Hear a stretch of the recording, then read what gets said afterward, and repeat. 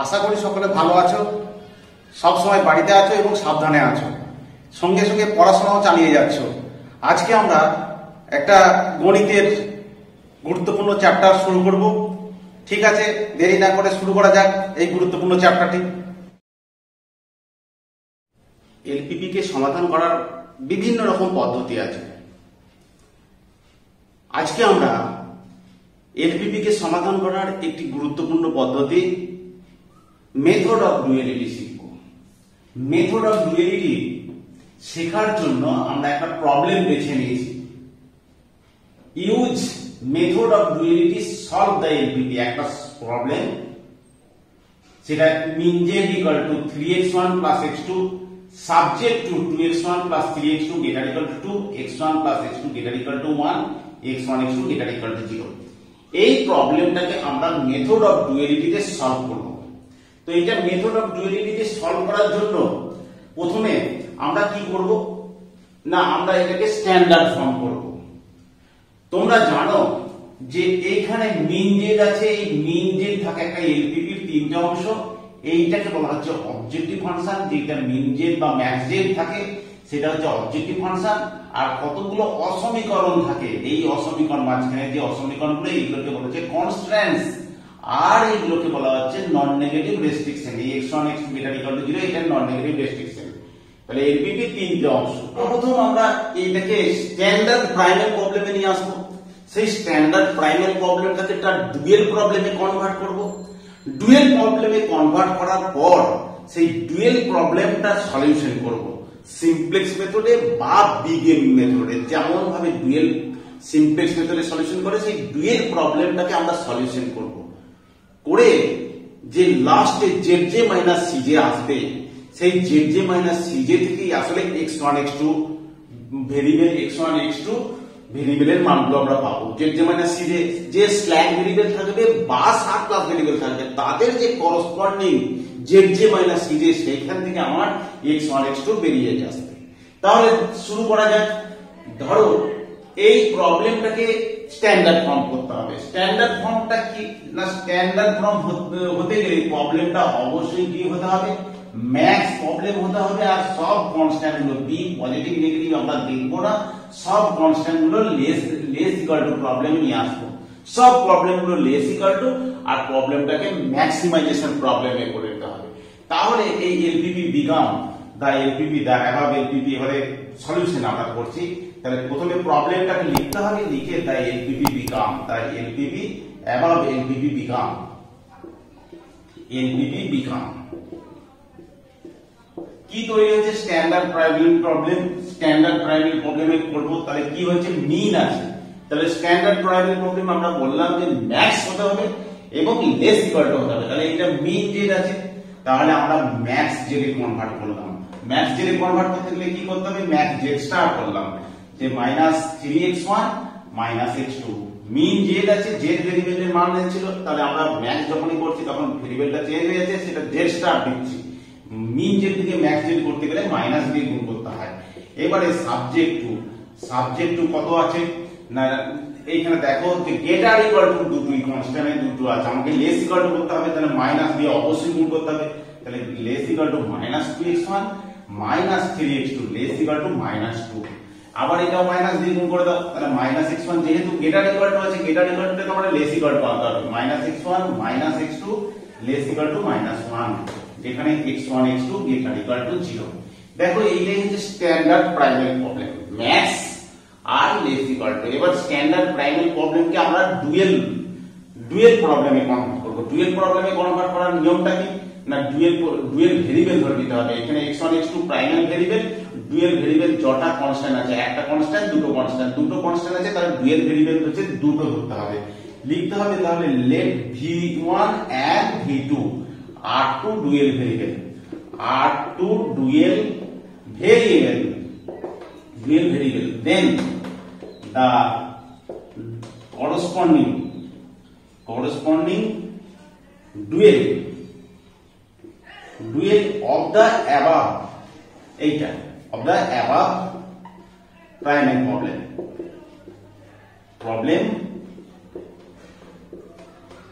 is কি হবে, না আমরা ডুয়েল বার করতে জানি কি হবে, মিন ডব্লিউ হয়ে গেল, মিন ডব্লিউ, ম্যাক্সটা মিন হয়ে যাবে, ম্যাক্সটা মিন হয়ে যাবে এবং মিন ডব্লিউ সমান হচ্ছে এই যে বি গুলো, এই যে এইগুলো -2 আর -1, সেখান থেকে মিন ডব্লিউ বেরিয়ে আসে, তাহলে -2v1 -v2 সহগ হচ্ছে এর সঙ্গে v1 গুণ এর সঙ্গে v2 গুণ, তাহলে -2v1 -v2। এবারে সাবজেক্ট টু কত আসছে না, সাবজেক্ট টু এই x1 এর যে সহগ, x1 এর যে সহগ সেগুলো হচ্ছে -2v1 এর সঙ্গে v1 গুণ এর সঙ্গে v2 গুণ, x1 এর সহগ -v1 -2v1 -2v1 -v2 গেটার equal to হয়, গেটার ইকুয়াল টু কোনখানে হয় না এই b থেকে এই ম্যাক্স জেড যেটা ওইখান থেকে আছে, তাহলে -3। আচ্ছা আর একটা কি না x2 এর সহগ, x2 এর সহগ দেখো সাবজেক্ট টু তে x2 এর সহগ কত হচ্ছে -3v1 মাইনাস হচ্ছে v2 গেটার ইকুয়াল টু কত হবে, এই যে x2 এর এখানে সহগ ম্যাক্স জেড ঠিক আছে, গেটার ইকুয়াল টু -1, যেখানে v1 and v2 গেটার equal to 0। এবারে আমরা এইটাকে আমরা কি করব, দেখবো যে এইটাকে আমরা সলিউশন করব। এবারে এইটাকে সলিউশন করতে গেলে আমরা কি করতে হবে না, প্রথম কাজ হচ্ছে বি গুলোকে আমাকে পজিটিভ রাখতে হবে। বি সিম্পলেক্স মেথড বা বিগেন মেথড আমরা সলিউশন করব, তাহলে বিগেন মেথড বা সিম্পলেক্স মেথডে সলিউশন করতে গেলে সব কি করতে হবে না, বি গুলোকে বিআই এই যে বিআই -3 -1 ডান দিকে যেগুলো থাকে সেইগুলোকে গ্রেটার ইকুয়াল টু 0 তে আনতে হবে, আর প্রবলেমটা হচ্ছে ম্যাক্স জেডে আনতে হবে, এনে তারপর স্ট্যান্ডার্ড ফর্মে করতে হবে। সেটা সিম্পলেক্স মেথডে হবে না বিগেন মেথডে হবে সেটা সেই তখনই বলা যাবে। তাহলে এখানে আমরা কি করব, এই এলপিটাকে আমরা কি করব ম্যাক্সে নিয়ে গেলাম, তাহলে ম্যাক্স কি হবে ডব্লিউ স্টার, ম্যাক্স করতে গেলে কি করতে হবে, গুণ করে দিতে হবে -2v1 v2। এবারে সাবজেক্ট টু কি পেলাম না, এখানে বি টাকে পজিটিভ করতে হবে, বি টা -3 আছে, বি নেগেটিভ রেখে অঙ্ক করা যাবে না, তাহলে 2v1 v2, এই যে বললাম যে বি টাকে পজিটিভ রাখতে হবে, প্রথমে -3 গুণ করেছি লেস ইকুয়াল টু হয়ে গেছে 3, আর কি না 3v1 v2 less equal two হচ্ছে -3, এটাকে গুণ করে দিয়ে লেস ইকুয়াল টু এটা v1 v2 greater equal to 0, v1 v2 greater equal to 0। এই হচ্ছে আমার প্রবলেমটাকে বি গুলোকে পজিটিভ আর ম্যাক্সিমাইজেশন করে এঁকেলাম। এবার আমরা এই প্রবলেমটাকে এই যে এইটা আমরা স্ট্যান্ডার্ড ফর্ম করব, আমাকে এলপিপি সিম্পলেক্স মেথড বা বিগেন মেথডে সলিউশন করতে হবে। তো দেখতে পাচ্ছি এটা দুটোই লেস ইকুয়াল টু আছে, দুটো কনস্ট্যান্ট যদি লেস ইকুয়াল টু থাকে তাহলে সেটা সিম্পলি সিম্পলেক্স মেথড করবে, এবং সেটাকে কি করতে হবে, লেস ইকুয়াল টু থাকলে আমরা জানি সেটা স্ল্যাগ ভেরিয়েবল যোগ করতে হয়, তাহলে এটা স্ল্যাগ ভেরিয়েবল যোগ করব, এখানে v3 আর এখানে হচ্ছে v4, স্ল্যাগ ভেরিয়েবল যোগ করে এটা ইকুয়াল টু হয়ে যাবে, তাহলে এটাকে স্ট্যান্ডার্ড ফর্ম সিম্পলেক্স মেথডে যেমন ভাবে করে সেভাবে করব। তাহলে কি হবে না, এটা এইখানে হচ্ছে এইখানে এইটাকে আমরা স্ল্যাগ ভেরিয়েবল দুটো ধরি, লেট হচ্ছে লেট আমাদের কে কে স্ল্যাগ ভেরিয়েবল হচ্ছে v3 and v4, v3 and v4 r2 slack variable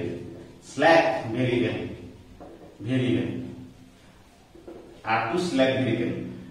আচ্ছা লেট v3 এটা slack variable, then the LPP1 then the LPP1 become the following standard form,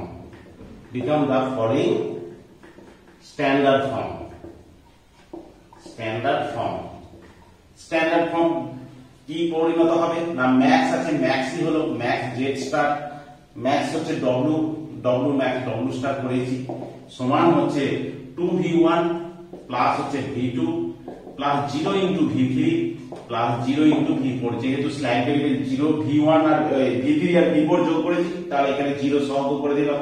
এবারে সাবজেক্ট টু দেখো 2v1 plus v2 plus হচ্ছে এখানে v3 slug variable যোগ করেছি, v4 এর সহগ হচ্ছে 0 হয়ে যাবে, সমান হচ্ছে 3, আর 3v1 প্লাস হচ্ছে v2 plus 0 into v3 plus variable slug variable যোগ করেছি v4 সমান হচ্ছে 1, এখানে v1 v2 v3 v4 এগুলো সবই all are greater equal to 0। তাহলে আমার স্ট্যান্ডার্ড ফর্ম চলে এসেছে।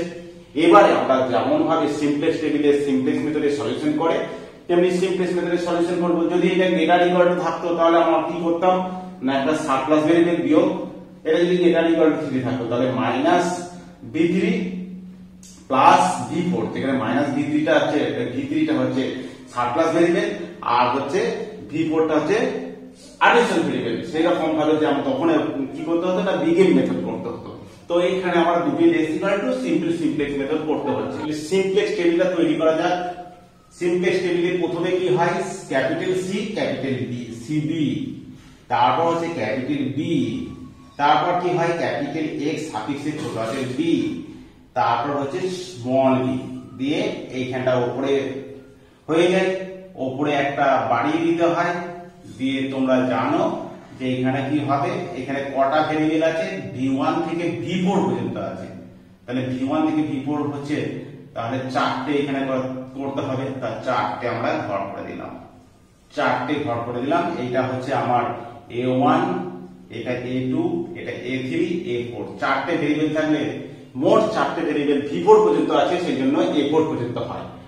আর এইগুলোকে এবারে পুরো ডাটাটাকে, আমার টেবিলটা তৈরি হয়ে গেছে, পুরো ডাটাটাকে এই যে পুরো প্রবলেমটা সমস্ত জিনিস এখানে ইনপুট করতে হবে। কি করে ইনপুট করতে হয় আমরা সিমপ্লেক্স মেথডে করেছি। কি হয় না a1 এর যে সহগ, a1 এর যে সহগ, a1 a2 a3 সহগ হচ্ছে ম্যাক্স w এখান থেকে নেবে। তাহলে এখানে কত আছে 2, এইটা হচ্ছে প্রথম কাজ 2, এখানে এর v2 সহগ 1, এটা 0, এটা 0। আচ্ছা, তারপরে কি করতে হবে না কোন ভেরিয়েবল গুলো আমরা যোগ করেছি সেই যোগ করা ভেরিয়েবল গুলো এইখানে টেবিলের ভিতরে প্রথমে ঢুকে থাকবে। তাহলে যোগ করা হয়েছে কোন ভেরিয়েবলটা না যোগ করা হয়েছে এখানে v3 যোগ করা হয়েছে, এটা v4 যোগ করা হয়েছে। তাহলে এখানে টেবিলের মধ্যে ইনিশিয়ালি থাকবে v3 আর হচ্ছে v4। তাহলে v3 আর v4 রয়ে গেল। এখানে v3 হলে অবশ্যই এখানে a3 হবে, এখানে হচ্ছে a4 হবে, a3 a4 হলো। তাহলে a3 a4 হলো। আমরা টেবিলটাকে নিচেতে এইখানটা এইরকম করলাম। তো এরপর আমরা সিবিটা লিখতে হবে। সিবিটা কি না সিবি হচ্ছে a3 এর যে উপরে যেটা থাকে সেটা, a3 এটা উপরে থাকে আর a4 এর এটা থাকে, আমরা সেটা হচ্ছে সিবি। আর বি গুলো কোনগুলো, বি গুলো হচ্ছে পুরো 3 আর এখানে হচ্ছে 1, এগুলো হচ্ছে বি। তারপর v1 v2 v3 v4 সহগগুলো এই x1 x2 x3 এর ক্লাসে হতে হবে 2 1 1 0 3 1 0 1। v1 v2 v3 v4 এর সহগগুলো আমরা পরপর শুধু ডাটাটা লিখে দিলাম এইটা। এবারে আমাদেরকে কি ক্যালকুলেশন করতে হবে না zj মাইনাস cj ক্যালকুলেশন করতে হবে। zj মাইনাস cj এই জিনিসটা আমাদেরকে ক্যালকুলেশন করতে হবে। তাহলে zj মাইনাস cj ক্যালকুলেশন আমরা জানি, cj হচ্ছে এইটা, cj এইটা, zj কোনগুলো না zj হচ্ছে এই কলামের cb কলামের সঙ্গে সেই কলামের করেসপন্ডিং গুণ করে যে যোগটা সেটা হচ্ছে zj। মানে 0 এর সঙ্গে 3 আর 0 এর সঙ্গে 2, এই দুটো গুণফল যোগ করলে যেটা হয় সেটা হচ্ছে zj। তাহলে 0 এর সঙ্গে 3 মানে এইভাবেই zj সবসময় বার করতে হয়।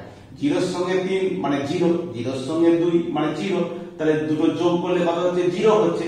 মাইনাস cj, cjটা আছে তার মানে -2। তারপরে ঠিক একই রকম ভাবে এটা 0 প্লাস 0 মাইনাস 1, তাহলে -1 হচ্ছে 0 0 0 -0 আর 0 প্লাস 0 উপরে বিয়োগ করলে 0। তাহলে এইটা হলো zj মাইনাস cj। আমরা সিমপ্লেক্সের মেথডে জানি যে একটা ভেরিয়েবল এখানে v3 আর v4 ভেরিয়েবল দুটো ঢুকে রয়েছে, একটা ভেরিয়েবল বেরিয়ে যাবে টেবিল থেকে আর একটা ভেরিয়েবল ঢুকবে। তো zj মাইনাস cj সব যদি পজিটিভ হয়ে যায় তাহলে অপটিমালিটি কন্ডিশন দিয়েছে এবং মেথডটা তখন স্টপ হয়ে যাবে। তো এইখানে দেখতে পাচ্ছি zj মাইনাস cj কিন্তু নেগেটিভ আছে। যদি নেগেটিভ থাকে তাহলে তাদের মধ্যে যে মোস্ট নেগেটিভ সেটা হচ্ছে আমার এন্টার দা বেসিসের মধ্যে প্রবেশ করবে। তাহলে এখানে কে দেখো -2টা হচ্ছে নেগেটিভ গুলোর মধ্যে মোস্ট নেগেটিভ। তাহলে এ হচ্ছে x1 বা a1 ভেক্টরটা ঢুকবে ওই টেবিলের মধ্যে। এবারে এই a3 a4 ভেরিয়েবলের মধ্যে কেউ একটা বেরিয়ে যাবে, তবেই তো সেই তার সাথে x1 ঢুকবে। তাহলে এটা বেরিয়ে যাবে পেতে গেলে কি করতে হবে না এই বি কলামকে সেই তীরচিহ্ন কলাম দিয়ে ভাগ করতে হয়। বি কলামকে আমাকে ভাগ করতে হয় সেই তীরচিহ্ন কলামটাকে, সেই তীরচিহ্ন কলামটা সেটা দিয়ে আমাকে ভাগ করতে হয়। তাহলে সেটাকে ভাগ করবো, তাহলে বি কলামটা এইটা আর তীরচিহ্ন কলাম যদি এইটা হতো তাহলে এটা দিয়ে ভাগ, এটা হলে এটা দিয়ে ভাগ হতো। তো এখানে 3/2 আর 1/3 এখানে হচ্ছে 1/3, এখানে 1.5 আর এটা 1.3। এটা এদের মধ্যে যে মোস্ট সবচেয়ে ছোট আর কি, সবচেয়ে ছোট যেটা সেটাকে আমরা বার করে দেবো। এটাই নিয়ম যে সবচেয়ে ছোটটা বেরিয়ে যাবে।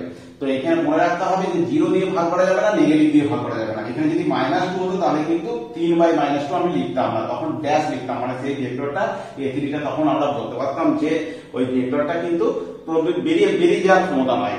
এবারে আমরা তাহলে এটা পেলাম। এবার কি এলিমেন্ট খুঁজতে হবে? দুটো তীর চিহ্ন যেখানে ছেদ করে, এই তীর চিহ্ন আর এই তীর চিহ্ন যেখানে ছেদ করে সেটা হচ্ছে দেখতে পাচ্ছি 3। তাহলে 3টাই হচ্ছে আমার এই টেবিলটার কি এলিমেন্ট। এবারে কি কাজ? এরপরে আমার কাজ এবারে দ্বিতীয় টেবিলে আমরা পাস করব। দ্বিতীয় টেবিলে যা যাক, দ্বিতীয় টেবিলে কি করে করব? দ্বিতীয় টেবিলে কোন ভেক্টরটা আমার ঢুকছে দেখবো সেটা আগে।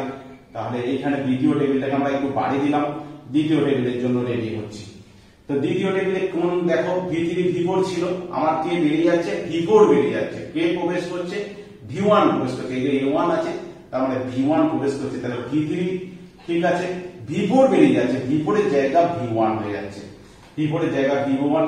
আর এখানে v3 হলে অবশ্যই এখানে a3, v1 হলে এখানে a1। এবারে এইগুলো কোথা থেকে হয় না? সহগ থেকে। তাহলে a3 এর সহগ হচ্ছে 0 আর a1 এর সহগ কত আছে? a1 এর উপরে কি আছে? 2। তাহলে এখানে হচ্ছে এই জিনিসটা, টেবিলটাকে একটু কম করে দিলাম এইটা। এবারে কি কাজ তোমার?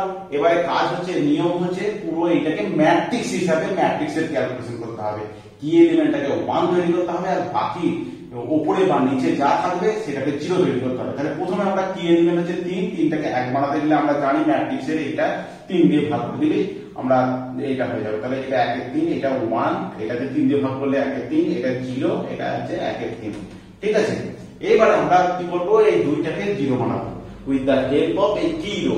এটাকে 0 বানাতে গেলে কি করতে হবে না, এটাকে 3 দিয়ে 2 এর 3 দিয়ে যদি গুণ করি, 2 এর 3 দিয়ে গুণ করে যদি বিয়োগ করি, এখান থেকে বিয়োগ করি, তার মানে হচ্ছে r1 ড্যাশ সমান আমরা করব r1 ড্যাশ মানে রো সমান করব r1 মাইনাস হচ্ছে 2 এর 3 ইনটু r2 মানে কি রোটাকে দিয়ে এটা। তাহলে 3 মাইনাস হচ্ছে 2 এর 3, 3 মাইনাস 2 এর 3 কত হচ্ছে দেখো? 3 মাইনাস 2 এর 3 9, 9 থেকে 2 বাদ যাচ্ছে, তাহলে 7 এর 3 হচ্ছে আমার। তাহলে 3 দিয়ে ভাগ করে এটা, তার মানে হচ্ছে 7 এর 3 হলো, 7 এর 3, 3 থেকে 9 থেকে এটা, 3 থেকে গুণ করলে 9, এটা 7 এর 3।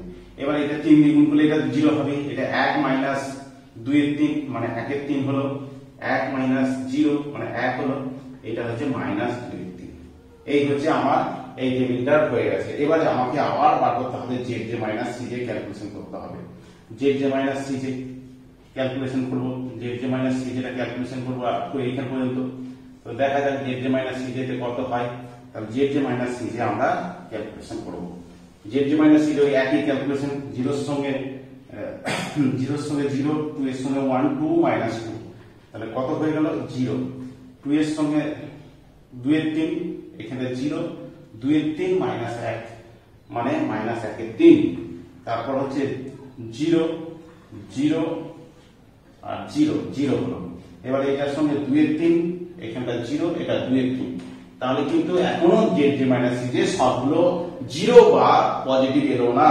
তাহলে একটা যদি নেগেটিভ হয় তাহলে কিন্তু ওই ভেক্টরটা আমার প্রবেশ করবে। তাহলে আমরা কি দেখতে পাচ্ছি যে এটার মধ্যে নেগেটিভ সংখ্যা, এইটা একটাই নেগেটিভ, তাহলে x2 হচ্ছে আমার প্রবেশ করবে, ওই বেসিসের মধ্যে x2 প্রবেশ করবে। তাহলে আমার টেবিলের ভেতরে ঢুকে রয়েছে কি না v3 আর v4, v3 আচ্ছা v2 প্রবেশ করবে, v3 আর v1 এর মধ্যে কেউ একজন বেরিয়ে যাবে আর তার জায়গায় আমার v2 প্রবেশ করবে।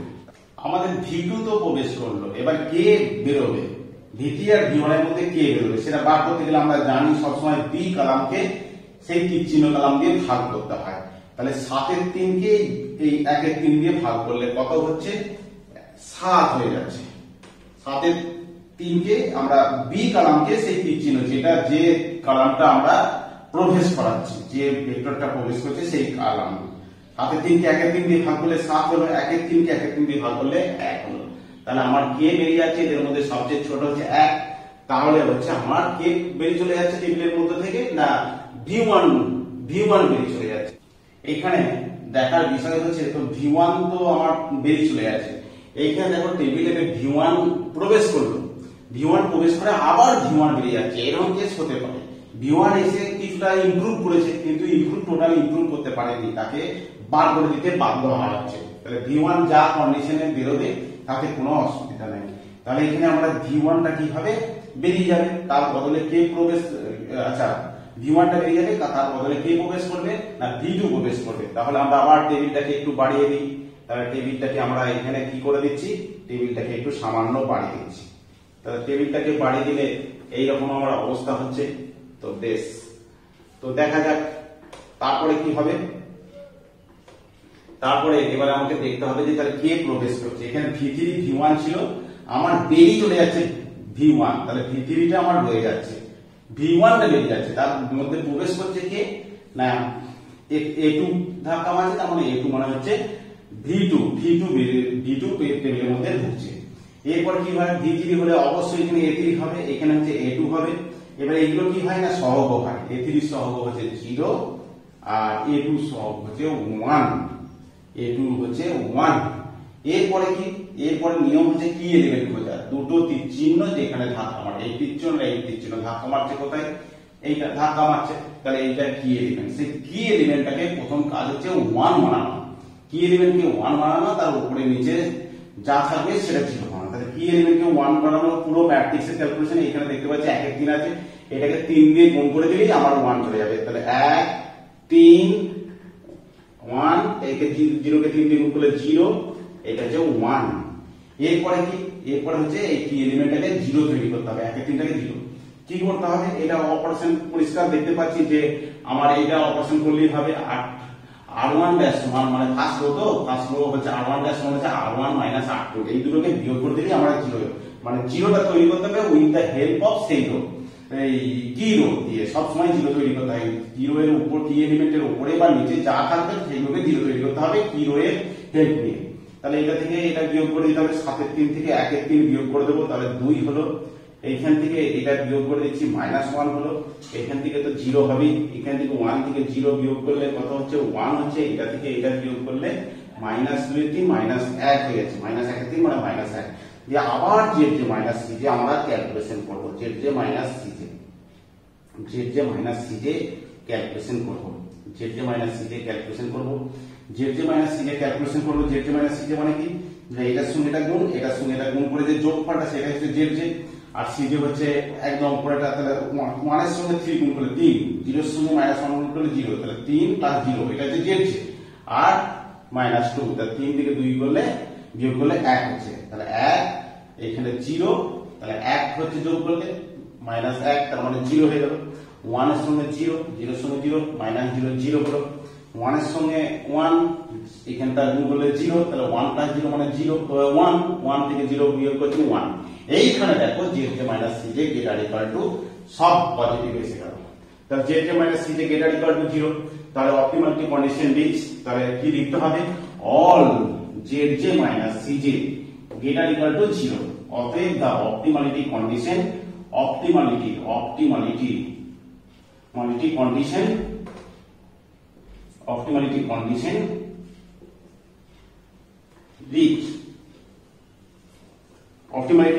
রিচ, তাহলে অপটিমালিটি যদি কন্ডিশন রিচ করে তাহলে এখানে আমরা কি পাবো না V3 এর মান আর V2 এর মান, কিন্তু আমার সমাধান করতে বলেছিল এর ভিত্তিতে x1 আর x2, তাহলে করসপন্ডিং যে স্ল্যাক ভেরিয়েবল, আমরা স্ল্যাক ভেরিয়েবল কি যোগ করেছিলাম, একটা হচ্ছে V3 আর একটা V4, তাহলে এখানে হচ্ছে করসপন্ডিং যে স্ল্যাক ভেরিয়েবল তার যে z যে মাইনাস c যে সেইখান থেকে আমার x1 আর x2 বেরোবে। তাহলে x1 এর মানটা দেখো, x1 মানটা হচ্ছে প্রথম স্ল্যাক ভেরিয়েবল যেটা যোগ করা হয়েছিল, প্রথম স্ল্যাক ভেরিয়েবল কত যোগ করা হয়েছিল, তাহলে x3 সেইটা স্ল্যাক ভেরিয়েবল যোগ করা হয়েছিল V3, তাহলে V3 সবটাই হচ্ছে x1 এর, তারপর যে স্ল্যাক বা সারপ্লাস যা যোগ করা হয়েছে সেইটা হচ্ছে আমার এটা, এখানে এটা V4 হচ্ছে স্ল্যাক ভেরিয়েবল যোগ করেছে, এটা তাহলে 0 হলো, এইখান থেকে আসছে, এইটাই হচ্ছে আমার কার ভ্যালু, এইটাই হচ্ছে আমার x1 এর ভ্যালু, x1 এর ভ্যালু, আর এখানে মানটা হচ্ছে x2, তার কারণ হচ্ছে প্রথম আমরা স্ল্যাক ভেরিয়েবল যোগ করেছিলাম V3, তার করসপন্ডিং z যে মাইনাস c যে, আর এখানে তারপরে আমরা ভেরিয়েবল যোগ করেছিলাম, স্ল্যাক ভেরিয়েবল যোগ করেছিলাম V4, তার করসপন্ডিং z যে মাইনাস c যে, তাহলে x2 = x1 = 0 আর x2 = 1। আর আমার প্রবলেম ছিল মিন z ছিল, তাহলে মিন z সমান সেই মিন z এর মধ্যে যেটা ছিল সেখান থেকে আমাকে মিন z এর মান বার করতে হবে। আমার ছিল 3x1 3x1 প্লাস হচ্ছে x2 ছিল, মিন যে ছিল 3x1 প্লাস হচ্ছে x2, তাহলে 3x1 প্লাস x2 তাহলে 3 ইনটু 0 প্লাস 1 সমান হচ্ছে 1 এসে আছে। তাহলে যে মিন জের মান হচ্ছে 1 আর x1 এর ভ্যালু 0, x2 ভ্যালু হচ্ছে 1। এই সলভটা করলাম মেথড অফ ডুয়ালিটি। 2 নম্বর প্রবলেমটা দেখো, use duality to solve match z সমান 3x1 plus 4x2 subject to x1 plus x2 less equal to 10, to x1 plus 3x2 less equal to 18, x1 less equal to 8, x2 less equal to 6। তো এখানে অনেকগুলো constant আছে, একটা দুটো তিনটে চারটে constant আছে, তাহলে চারটে কনস্ট্যান্ট করলে এটা মেথড অফ ডুয়ালিটি করলে অনেক সুবিধা হবে।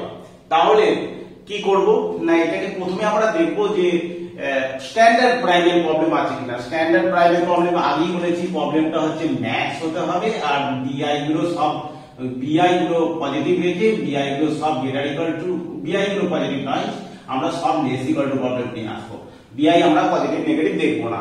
তাহলে এইটাকে প্রথমে করতে হবে। তাহলে এলপিপি টা আমরা দেখতে পাচ্ছি সব লেস ইকুয়াল টু আছে এবং তাহলে কি হচ্ছে ম্যাথস যেটা আছে, অতএব দা given LPP is a standard primal problem, তাহলে স্ট্যান্ডার্ড প্রাইমাল প্রবলেম, তাহলে স্ট্যান্ডার্ড প্রাইমাল প্রবলেম হলো, ঠিক আছে। তাহলে স্ট্যান্ডার্ড প্রাইমাল প্রবলেম হলো, এবার আমরা ডুয়াল ভেরিয়েবল ধরে নেব যে কটা কনস্ট্যান্ট আছে, একটা দুটো তিনটে চারটে কনস্ট্যান্ট আছে, তাহলে আমরা চারটে dual variable v1 v2 v3 v4 R 4 dual variable then corresponding dual of above primal problem each, তাহলে কি হবে না, তাহলে প্রবলেম ইজ কি হবে না, প্রথমে হচ্ছে আমরা জানি মিন ডব্লিউ হবে, মিন ডব্লিউ কোথা থেকে আসে না বি গুলো থেকে আসে, তাহলে 10 v1 প্লাস 18 v2, 10 18 8 6, তাহলে v2 প্লাস হচ্ছে 8 v3 প্লাস 6 v4, এইগুলো হচ্ছে মিন ডব্লিউ হয়। আর সাবজেক্ট টু কি হবে না x1 এর সহগ আছে 1 2 1, তাহলে v1 প্লাস 2 v2 প্লাস হচ্ছে v3 আর এইটাতে নাই গ্রেটার ইকুয়াল টু হচ্ছে এইটা হয় 3, আর তারপর একটা x2 সহগ v1 প্লাস 3 v2 প্লাস এতে কিছু নাই প্লাস হচ্ছে v4 এটা গ্রেটার ইকুয়াল টু আমার কত হলো 4, গ্রেটার ইকুয়াল টু 4, যেখানে v1 v2 v3 v4 এই চারটি ভেরিয়েবল গ্রেটার ইকুয়াল টু 0। এই হচ্ছে আমার স্ট্যান্ডার্ড প্রাইমাল প্রবলেমের, এটা হয়ে গেল ডুয়াল প্রবলেম হয়ে গেল। তো ডুয়াল প্রবলেমটাকে সলিউশন করব, দেখবো যে ডুয়াল প্রবলেমের সলিউশন করতে গেলে সেটা সিম্পলেক্স হবে না বিগ এম হবে। তো দেখতে পাচ্ছি আমরা যে এই যে দুটো কনস্ট্যান্ট সেগুলো হচ্ছে গ্রেটার ইকুয়াল টু, বি গুলো পজিটিভ রেখে গ্রেটার ইকুয়াল টু, তাহলে নিশ্চয়ই এটা সার্ট প্লাস ভেরিয়েবল আর একটা আর্টিফিশিয়াল ভেরিয়েবল, এতেও একটা সার্ট প্লাস ভেরিয়েবল, এটা একটা আর্টিফিশিয়াল ভেরিয়েবল যোগ করতে হবে। তাহলে আমরা দেখতে পাচ্ছি যে প্রবলেমটা মিন ডব্লিউ আছে আর গ্রেটার ইকুয়াল টু আছে। তাহলে স্ট্যান্ডার্ড ফর্ম করার জন্য আমরা এইখানে কি ভেরিয়েবল যোগ করব না, একটা v4 পর্যন্ত ভেরিয়েবল আছে, তাহলে v5 হচ্ছে সার্ট প্লাস ভেরিয়েবল আর v6 হচ্ছে আর্টিফিশিয়াল ভেরিয়েবল, এখানে হচ্ছে v7 হচ্ছে সার্ট প্লাস ভেরিয়েবল আর v8 হচ্ছে আর্টিফিশিয়াল ভেরিয়েবল যোগ করেছি। তাহলে ওই কথাই লিখে দিচ্ছি, এই প্রথম কনস্ট্যান্টের সঙ্গে আমরা সার্ট প্লাস ভেরিয়েবল আমরা বিয়োগ করে দিয়েছি আর কি, যে v5 আর আর্টিফিশিয়াল ভেরিয়েবল হচ্ছে v6। আমরা জানি গ্রেটার ইকুয়াল টু কে বিগিন মেথড করতে গেলে কি করতে হয়, একটা সার্ট প্লাস ভেরিয়েবল আর একটা হচ্ছে আর্টিফিশিয়াল ভেরিয়েবল যোগ করলে সেটা সমান 3 হলো। আবার এটাতে ঠিক তেমনি গ্রেটার ইকুয়াল টু 4 আছে, তাহলে এইখানে হচ্ছে আমরা v6 পর্যন্ত নিয়েছি, এখানে v7 হচ্ছে সার্ট প্লাস ভেরিয়েবল নিলাম মাইনাস v7 আর প্লাস v8 হচ্ছে আর্টিফিশিয়াল ভেরিয়েবল নিলাম, তাহলে আর্টিফিশিয়াল ভেরিয়েবল সমান হচ্ছে 4। আমরা জানি যে গ্রেটার ইকুয়াল টু প্রবলেম থাকলে একটা সার্ট প্লাস ভেরিয়েবল যোগ হয়, একটা সার্ট প্লাস ভেরিয়েবল বিয়োগ হয় এবং একটা আর্টিফিশিয়াল ভেরিয়েবল যোগ হয়, দিয়ে সেইগুলো কনস্ট্যান্ট করে আমরা এটা স্ট্যান্ডার্ড ফর্ম করলাম। এবারে আমরা এই স্ট্যান্ডার্ড ফর্মটাকে আমরা সিমপ্লেক্স মেথডে করব, সিমপ্লেক্স মেথডে এই v1 v2 v3 দিয়ে। তাহলে আমরা সিমপ্লেক্স টেবিলটা তৈরি করছি। প্রথমে কি হয় না, প্রথমে cb হয়, তারপর হচ্ছে d হয়, cb b xb b A1 A2 A3 A4 A5 A6 A7 A8 কেন না V8 পর্যন্ত আছে, V1 থেকে V8 ভেরিয়েবল পর্যন্ত আছে। তো এই যে সহগগুলো এগুলো আমরা জানি এখানে A1 এর উপর হয়, তাহলে প্রথম হচ্ছে -10 -18 আমার কি আছে দেখো -18, তারপর -8 -6 তারপর 0, তারপর হচ্ছে -m ইনটু -m, তারপর 0, তারপর হচ্ছে আমার 0 মাইনাস হচ্ছে -m। আমরা জানি বিগেম মেথডে সারপ্লাস ভেরিয়েবলের কস্ট গুলো হচ্ছে 0 হবে এবং এইগুলো হচ্ছে যেগুলো আর্টিফিশিয়াল ভেরিয়েবল তার আগে -m দিতে হবে। যেখানে m টা হচ্ছে ভেরি লার্জ পজিটিভ, m সমান হচ্ছে very large positive quantity, large positive quantity, large positive quantity. তো এবারে কি হয় না যে ভেরিয়েবল গুলো যোগ হয় সেগুলো হচ্ছে আমার টেবিলের ভেতরে প্রথমে ঢোকে। যোগটা কোনগুলো হয়, এগুলো সারপ্লাস ভেরিয়েবল, এগুলো বিয়োগ হয়েছে, যোগ হয়েছে V6, তাহলে V6 আর V8, V6 আর V8, তাহলে এখানে V6 হলে অবশ্যই 8, এইখানে V6 হলে A6 আর এটা V8 হলে অবশ্যই 8 হবে, আর এখানে হচ্ছে কস গুলো হবে, তার মানে V6 আর 8 এর হচ্ছে কত হবে -m, আর এখানেও -m। আচ্ছা বি গুলো কোনগুলো 3 আর 4 আমরা বি গুলো জানি, আর এগুলো সহগুলো দেখে একটু ভালো করে লিখতে হবে। 1 2 V2, তারপর V3 হচ্ছে 1 V5 V4 9, তাহলে 0, তারপর V5 -1 V6 হচ্ছে 1, এটা 0 এটা 0, তারপর V1 এর হচ্ছে 1 3 V3 9 V4 হচ্ছে 1, এটা V7 এটাও নাই V7 হচ্ছে -1 আর V8 হচ্ছে আমার হচ্ছে 1। এবারে ZJ - CJ আমরা ক্যালকুলেশন করতে জানি, ZJ - CJ কি করে হবে, এটার সঙ্গে এটা গুণ করে যে যোগফলটা, তাহলে -m -2m প্লাস 10, তারপর হচ্ছে -3m -2m মানে -5m প্লাস 18, তারপরটা হচ্ছে শুধু -m প্লাস 8 তারপরটা হচ্ছে -m প্লাস 6 তারপরটা কত হচ্ছে শুধু প্লাস m হচ্ছে, তারপরটা হচ্ছে কত হলো না -m প্লাস m 0, তারপরটা হচ্ছে -m শুধু প্লাস m হচ্ছে, তারপর -m প্লাস m 0, এই জিনিসটা হচ্ছে।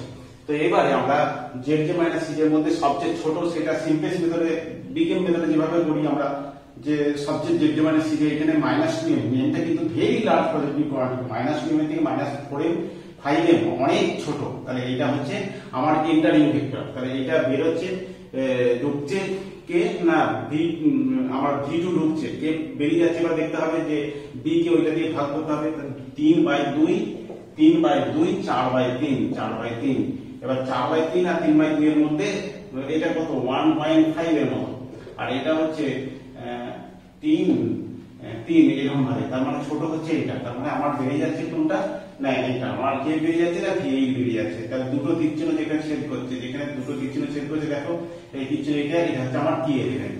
তাহলে এবার আমরা টেবিলটাকে এক্সটেনশন করি, টেবিলটাকে কে কোন ভেরিয়েবল বেরোলো আমার আর কোন প্রবেশ করলো দেখতে হবে, যে আমার প্রবেশ করলো হচ্ছে x2 আর বেরিয়ে যাচ্ছে হচ্ছে V8, তাহলে V6 যেমন আছে ঠিক আছে, V6 হচ্ছে V8 বেরিয়ে চলে যাচ্ছে, তাহলে V8 এর বদলে কে ঢুকছে আমার V2, তাহলে V2 ঢুকছে, তাহলে এখানে হচ্ছে A6 এখানে হচ্ছে A2। এবার এর কস্ট গুলো কত, A6 এর কস্ট হচ্ছে -m আর A2 এর কস্ট কত, A2 এর কস্ট হচ্ছে -18, তাহলে -18 হলো। এবারে আমাকে পুরো সিম্পলেস্ট টেবিলটাকে কমপ্লিট করতে হবে, যে কি করতে হবে না ম্যাট্রিক্স ক্যালকুলেশন, কি এলিমেন্টকে 1 তৈরি করতে হবে, কি এলিমেন্টকে 1 তৈরি করতে গেলে আমরা ঠিক দেখতে পাচ্ছি 3টাকে 1 করতে গেলে 3 দিয়ে ভাগ করতে হবে, তাহলে 4/3 1/3 1 0 1/3 0 সব 3 দিয়ে ভাগ করে দিচ্ছি, তাহলে 3 দিয়ে ভাগ করলে এটা 0 হলো, এইটা -1/3, এইটা হচ্ছে 1/3। এরপরে হচ্ছে কি এলিমেন্টটাকে 1 বানাতে হলো, আর কি এলিমেন্টের উপরে নিচে যা থাকবে সেটা 0 তৈরি করতে হবে। তাহলে এবারে কি এলিমেন্টটা 1 এসে গেছে, এবারে 2টাকে 0 করব, 2 দুইটাকে আমরা জিরো করার জন্য এই অপারেশনটা করবো। r2 এর সমান হচ্ছে r2 - 2 এর 3 * r2, এটা 2 এর 3 দিয়ে গুণ করে যদি বিয়োগ করে দিই তাহলে হচ্ছে আমরা এই দুইটা জিরো হয়ে যাবে। তাহলে 2 এর 3 দিয়ে গুণ করলে কত হচ্ছে 8 এর 3, 3 মাইনাস এটা মানে হচ্ছে 1 এর 3, এটা 1 - 2 এর 3 গুণিত 1 তার মানে হচ্ছে 1 এর 3, তারপর 1 এটা তো জিরো হবেই, এটাতে 1 হলো, এটা হচ্ছে -2 এর 3, এইখানটা -1ই হলো, এইখানটা 1ই হলো, এইখানটা হচ্ছে +2 এর 3 হলো, আর এইখানটা হচ্ছে -2 এর 3 হলো। এবারে zj - cj আমাকে ক্যালকুলেট করতে হবে। zj - cj আমরা জানি h এর সঙ্গে গুণ করলে -6, আর এটা হচ্ছে -m/3 আর -6 প্লাস তাহলে +4 হয়ে যাচ্ছে, তাহলে এটা -18, এটা প্লাস এটা কত হচ্ছে দেখো যে -18, আমার কি এলিমেন্টটা তো 0 হয়েছে, এটা -18 + 18 এটা 0 হয়ে গেল। তারপর এখানটা গুণ করছি, এখানে -m + 8 হচ্ছে, তারপরটা কত আসছে না 1 এর 3 মানে -6 আর -2 এর 3m এটা হচ্ছে -6 + 6 হচ্ছে 0 হয়ে গেল। আচ্ছা এটা হচ্ছে -m + m হয়ে যাচ্ছে, এটা কত গুণ করলে কত হচ্ছে 0, আর এখানটা হচ্ছে -m + m 0 হয়ে গেল। তারপর কত -18 প্লাস 6 হচ্ছে -2 এর 3m আর এখানটা হয়ে যাচ্ছে +6 হচ্ছে। তারপরটা কত না -6 আর এটা হচ্ছে -2 এর 3 +2 এর 3m আর এটা হচ্ছে -6, আচ্ছা +2 এর 3m -m হচ্ছে m মানে -1 এর 3m হচ্ছে -2 এর 3m প্লাস m হয়ে যাচ্ছে, তাহলে 1 এর 3m হচ্ছে, তাহলে 1 এর 3m আর এখানে হচ্ছে -6 এই হচ্ছে আমার zj - cj। তো দেখো zj - cj সবগুলো কিন্তু পজিটিভ বা জিরো আসেনি, তাহলে নেগেটিভ আসছে, তাহলে -m/3 এটা -m, এদের মধ্যে কে ছোট দেখো, m টা ভেরি বড় মানে লার্জ পজিটিভ কোয়ান্টিটি, তাহলে -m এটা গুলো ফ্র্যাকশন তাহলে এটাই হচ্ছে আমার কি হচ্ছে এই ভেক্টরটাই হচ্ছে আমার প্রবেশ করবে, আর বেরিয়ে যাবে কি ওটা দিয়ে ভাগ করতে হবে। আমার b কলামকে এই তীক্ষ্ণ কলাম দিয়ে ভাগ করলে দেখো 1 এর 3 কে আমার প্রথমে ভাগ করতে হবে 1 দিয়ে ভাগ করতে হবে, তাহলে 1 এর 3 হলো, কিন্তু 0 দিয়ে ভাগ হবে না, 4 এর 3 কে 0 দিয়ে ভাগ করলে এটা হবে না, তাহলে আমার এটা কাউন্টের মধ্যে হবে না, তাহলে কে বেরিয়ে যাচ্ছে আমার বেরিয়ে যাচ্ছে হচ্ছে v6 বেরিয়ে যাচ্ছে। v6 এর বেরিয়ে যাওয়ার বদলে আমার প্রবেশ করছে কি না প্রবেশ করছে, তাহলে v6 প্রবেশ করছে হচ্ছে আমার x3 বা v3 প্রবেশ করছে, এটা হচ্ছে কি এলিমেন্ট, তাহলে হচ্ছে আমার টেবিলে v6 টা বেরিয়ে চলে গেল, তাহলে v6 এর বদলে কে হলো না v3 হলো, আর v2 তো একই আছে, তাহলে v2 এরকমই আছে। তো এবারে আবার সিমপ্লেক্স টেবিলের ওই জিনিসটা করতে হবে, এখানে v3 হলে তাহলে এখানে কি হবে না v3 হলে a3 হবে, এখানে হচ্ছে a2 হবে। এবারে cos হলো a3 cos কত, a3 cos হচ্ছে -18 আর a2 হচ্ছে a3 হচ্ছে -8 আর a2 হচ্ছে -18। বেশ, এবারে দেখতে পাচ্ছি যে কি এলিমেন্টটাকে এরপরে আমরা ম্যাট্রিক্সের ক্যালকুলেশন করব। ম্যাট্রিক্সের ক্যালকুলেশন যেমন ভাবে হয় তেমন সেইভাবেই করতে হবে। ম্যাট্রিক্সের কি না প্রথমে কি এলিমেন্টটাকে 1 তৈরি করতে হবে আর তার উপরে বা নিচে 0 করতে হবে, তাহলে দেখতে পাচ্ছি কি এলিমেন্টটা 1ই আছে, অনেক সুবিধা হয়ে রয়েছে, তাহলে 1 এর 3 কি এলিমেন্টটা 1 তৈরি হয়ে গেছে, শুধু কেবলমাত্র লিখে দিলেই হয়ে যাবে 0 1 -2 এর 3 -1 1 2 এর 3 -2 এর 3 এইটা।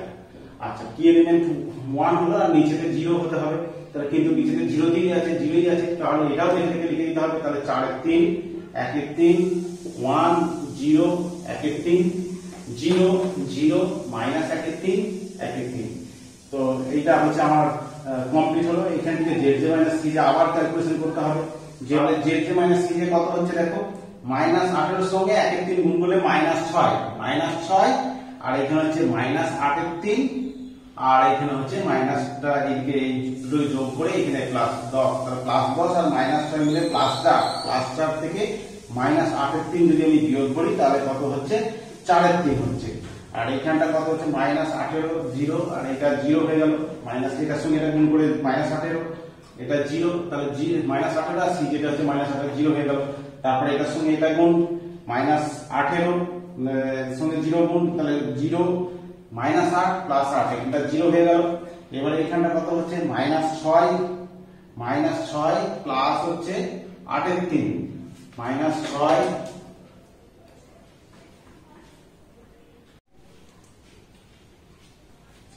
এখানটা হচ্ছে -6 আর এখানটা হচ্ছে প্লাস হচ্ছে 16 আর এখানে -6 এটা +6 হয়ে যাচ্ছে, -6 +6 কেটে গেল 16 হলো। এটার সঙ্গে 0 এটার সঙ্গে +8, এটা 8, এইখানটা 0 এইখানটা -8 প্লাস m, তাহলে m প্লাস 8 m -8। এখানটা z j - cj কত হচ্ছে -18 এর সঙ্গে -1 গুণ, -18 এর সঙ্গে 1 গুণ করলে কত হচ্ছে -18 এর সঙ্গে -1 গুণ করলে +6 আর -16 +6 আর -16 316। আচ্ছা তাহলে এখানে কত হচ্ছে এটা +6 আর -16। আচ্ছা কত হচ্ছে 318, তাহলে -2/3 হচ্ছে, এটা +2/3 হচ্ছে, এখানটা 2/3, তাহলে এটা হচ্ছে 2/3 আর ওইখানটা 0 বিয়োগ হয়ে যাচ্ছে 0। তারপরটা কত হচ্ছে ওই একই রকম ভাবে -6 হচ্ছে +16, তাহলে -2/3 আর এখানে +m, তাহলে m প্লাস হচ্ছে m -2/3 হচ্ছে m -2/3। তাহলে m টা ভেরি লার্জ পজিটিভ কোয়ান্টিটি, তাহলে ভেরি লার্জ পজিটিভ কোয়ান্টিটি হলে কি হবে না, যদি লার্জ পজিটিভ কোয়ান্টিটি হয় তাহলে অল z j - cj, তাহলে all z j - cj greater equal to 0। অতএব the optimality condition has reached, তাহলে optimality condition reached এবং সেই v1 আর v2 আমার v1 v2 নয়, আমার অরিজিনাল যে প্রাইমারি প্রবলেমের সলিউশন বার করতে হবে, তাহলে প্রাইমারি প্রবলেমের সলিউশন তাহলে x1 বেরোবে আর x2 বেরোবে। তাহলে x1 আর x2 কোথা থেকে বেরোবে খেয়াল রাখতে হবে যে করসপন্ডিং সাবক্লাস ভেরিয়েবল, তার সাবক্লাস ভেরিয়েবল কোন দুটো ভেরিয়েবল দিয়ে করেছিলাম a5 আর হচ্ছে a7, তাহলে a5 আর a7 হচ্ছে আমরা সাবক্লাস ভেরিয়েবল যোগ করেছিলাম। তাহলে a5 এর যেটা ভ্যালু সেটা a5 এর সঙ্গে সোজাসুজি যে z j - cj ক্যালকুলেশন করেছি সেটাই হচ্ছে আমার x1 এর ভ্যালু।